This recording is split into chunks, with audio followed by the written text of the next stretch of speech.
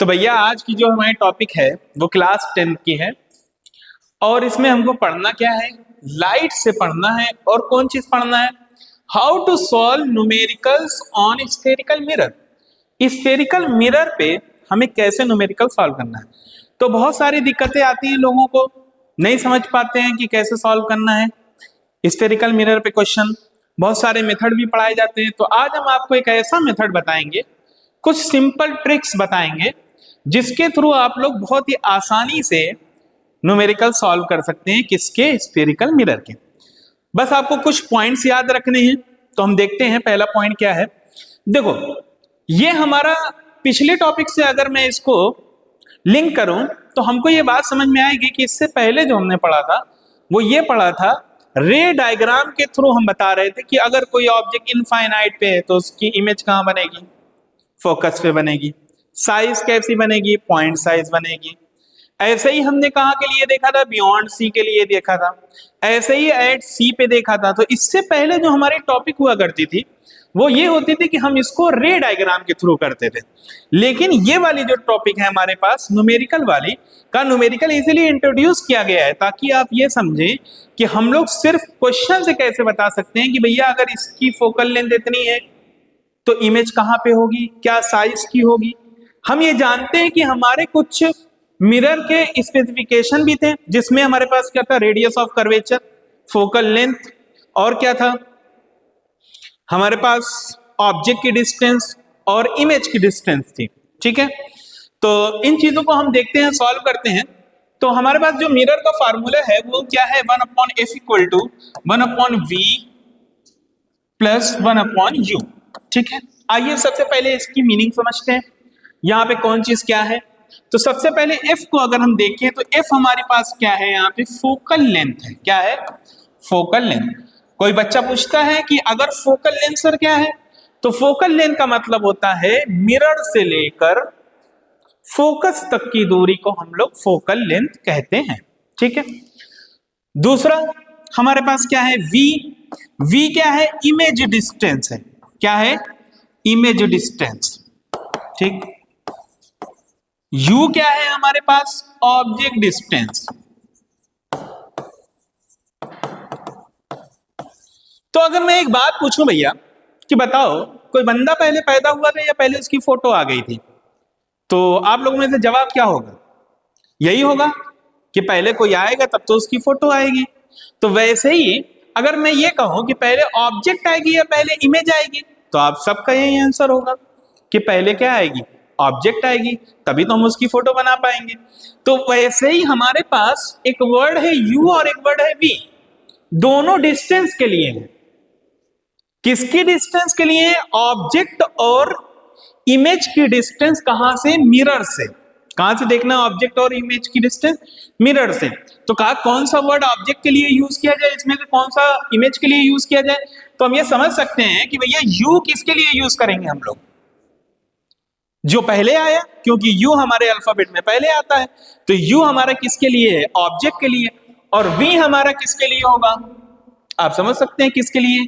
बाद में कौन आएगी, इमेज बनेगी, तो v हमारा किसके लिए, इमेज के लिए। तो मुझे लगता है इतनी बात आपको क्लियर है। इस फार्मूले में f क्या है, फोकल लेंथ है। फोकल लेंथ की अगर कभी कभी हमें फोकल लेंथ नहीं दी होती, किसके टर्म में दी होती है हमको, रेडियस ऑफ कर्वेचर के टर्म में दी होती। तो फोकस अगर हमें निकालना है और रेडियस दी है तो हम लोग क्या करेंगे, रेडियस को आधा कर देंगे तो हमारे पास क्या आ जाएगी, फोकस आ जाएगा। ठीक है, अब हमारी नेक्स्ट टॉपिक है जो सबसे ज्यादा कंफ्यूजिंग टॉपिक है, वो ये है कि भैया इसका न्यूमेरिकल सॉल्व कैसे करें। आप तो फार्मूला तो लिख के चले गए, अब हमें सॉल्व करना है तो हम कैसे सॉल्व करें, इसमें क्या रखें। सबसे बड़ी कंफ्यूजन तो यही है कि what is the sign convention. तो आइए देखते हैं, हम लोग समझते हैं साइन कन्वेंशन के बारे में। तो कुछ आपको छोटे छोटे टर्म्स याद रखने हैं, जिसमें मेरा जो साइन कन्वेंशन का जो है वो आप ये समझिए, u को हम लोग हमेशा निगेटिव रखते हैं। u को हमेशा क्या रखा जाए, निगेटिव।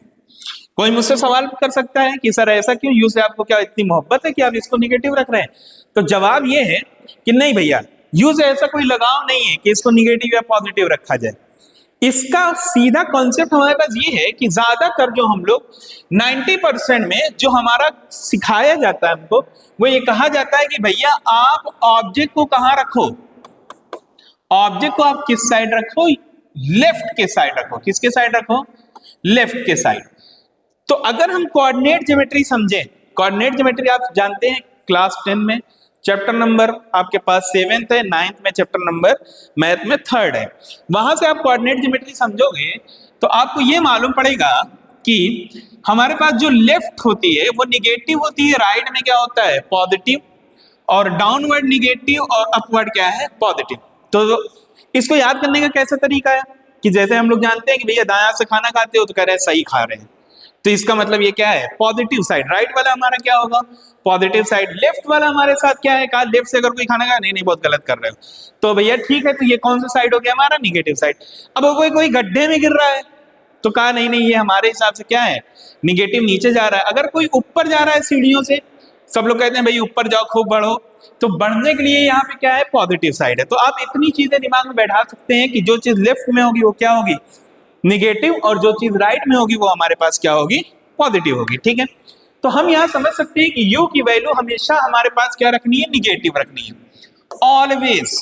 ये आपको पहली चीज याद रखनी है, ऑलवेज u की वैल्यू किस में रखना है?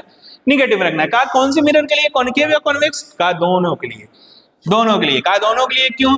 कहा दोनों में ही हम ऑब्जेक्ट को किस साइड रखेंगे? लेफ्ट साइड रखेंगे। कोई कहेगा यहां क्यों नहीं रखेंगे? इधर भैया पेंटिंग है भैया, पेंटिंग के पीछे आप खड़े होकर अपनी फोटो नहीं बनाओगे, हमेशा किसके सामने आओगे? आईने के सामने आओगे। ठीक है, रिफ्लेक्टिंग सरफेस के सामने आओगे।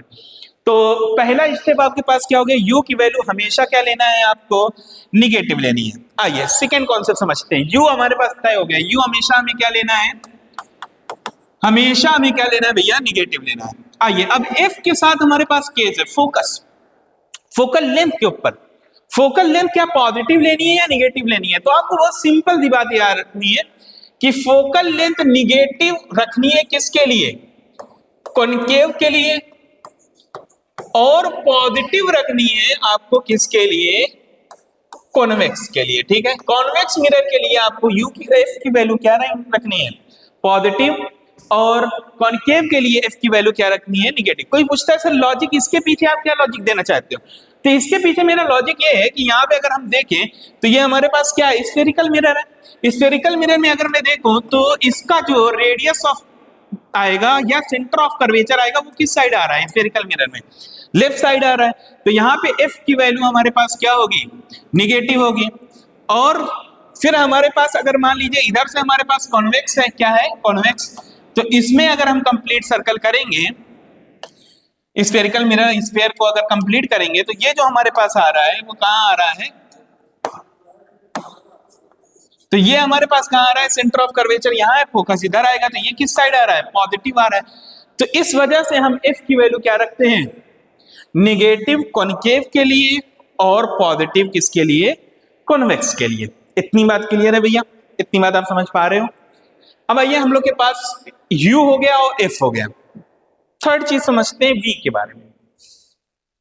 तो v कभी कभी हमें दे सकता है और कभी कभी हमें क्या किया जा सकता है? पूछा जा सकता है। ठीक है, v के लिए अगर मैं साइन कन्वेंशन लिखूं, तो v के लिए अगर मुझे साइन कन्वेंशन लिखना है तो समझे, जब आपको कभी भी दिया गया हो रियल, क्या दिया गया हो? रियल दिया गया हो, या क्वेश्चन में कहीं आपको इन्वर्टेड इमेज दिख रही हो, ठीक है, v किसके लिए? इमेज के लिए ही सारी कहानी। रियल दिया हो या इन्वर्टेड दिया हो, या तीसरा वर्ड आप समझ पाओगे किससे? स्क्रीन दिया हो। क्या दिया हो? स्क्रीन दिया हो। तीन चीजें दी हो। अगर v के लिए हमारे पास इन तीनों वर्ड में से कोई वर्ड यूज किया जाए तो इसके लिए हम लोग v हमेशा क्या रखते हैं? निगेटिव रखते हैं। क्या रखेंगे? निगेटिव रखेंगे। ठीक है, अब हमारे पास दूसरी कहानी ये है कि अगर v की कब पॉजिटिव रखी जानी है, तो अगर हमारे पास ये वर्ड दिया गया हो वर्चुअल, या इमेज इरेक्ट है, या हमारी इमेज कहां बन रही है? मिरर में बन रही है। कहां बन रही है? मिरर में बन रही है, स्क्रीन पे नहीं बन रही। कहां बन रही है? मिरर में बन रही। तो अगर ऐसा केस है तो v हमेशा क्या रखा जाएगा? पॉजिटिव रखा जाएगा। अगर आप इतना कर लेते हो तो मेरे हिसाब से 95% चांसेस है कि आपका कोई भी न्यूमेरिकल गलत नहीं होगा। 99% भी आप समझ सकते हैं। इतनी चीजें आप अगर याद रखते हैं तो आपका न्यूमेरिकल गलत होने के चांसेस बिल्कुल भी नहीं है। तो हम एक जगह इसको एक बार कर देते हैं, इकट्ठा कर देते हैं। u की वैल्यू आपको किस में रखना है? निगेटिव। कब? ऑलवेज। क्वेश्चन पाते ही गिवन डेटा में आपकी u की जो भी वैल्यू आप उसको क्या रख दीजिए? निगेटिव। f के बारे में पॉजिटिव किसके लिए? कॉन्वेक्स के लिए। निगेटिव किसके लिए? कॉनकेव के लिए। ठीक। v की वैल्यू हमारी किसके लिए? पॉजिटिव। कब? पॉजिटिव जब होगी जब हमारे पास क्या हो? वर्चुअल हो, इमेज या इरेक्ट हो, या ऐसा भी वर्ड कह सकते हैं कि इसको हम लोग क्या कह सकते हैं? बिहाइंड मिरर है, बिहाइंड द मिरर फॉर्मेशन हो रहा है, या इन द मिरर फॉर्मेशन हो रहा है। तो इन सब वर्ड्स के लिए हमें क्या है? पॉजिटिव। और v की वैल्यू निगेटिव जब अगर हमारे पास क्या दिया जाए? इसको रियल दिया जाए, इन्वर्टेड दिया जाए, या कहा जाए कि स्क्रीन पे बन रही है। ठीक है, इतना साइन कन्वेंशन आप यूज कर लीजिए, आपका कोई भी न्यूमेरिकल गलत होने के चांसेस नहीं है। ठीक है, बाकी हम रे वाले भी समझा सकते हैं, उसका भी एक मेथड है कि इनकमिंग रेस और आउटगोइंग रेस से समझाया जाए। तो उसके लिए क्लास 10 के हिसाब से आपके लिए थोड़ा समझना ये आसान पड़ेगा, और वो थोड़ा सा आपको क्या रहेगा? ज्यादा उसमें सोचना पड़ेगा। तो इससे मेरा अभी तक जो एक्सपीरियंस है, आज तक कोई न्यूमेरिकल ऐसा गलत नहीं हुआ है।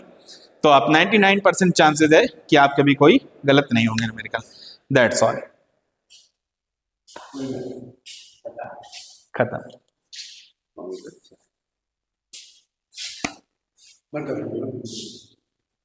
हाँ, बंद कर दिया जाए।